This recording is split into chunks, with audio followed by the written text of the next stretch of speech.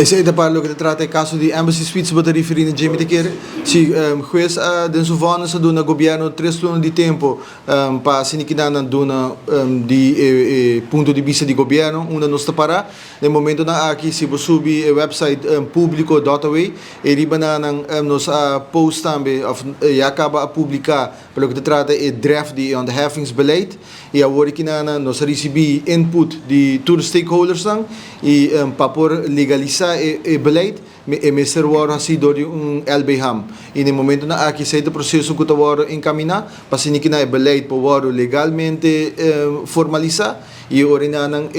me te quer dizer lota de menos de 3 lunas que nos lo dona palabração nos ponto de vista como governo definitivo na desenvolvedor de afedon de Embassy Suites de caso aqui Natura Development dus nesse caso aqui a ministra também nos fez sigue passo e não lá com o juiz dicta que o resultado do caso. Correto, me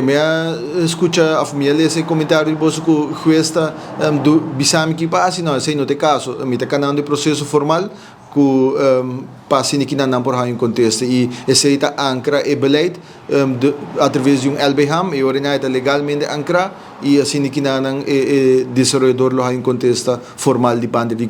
do governo.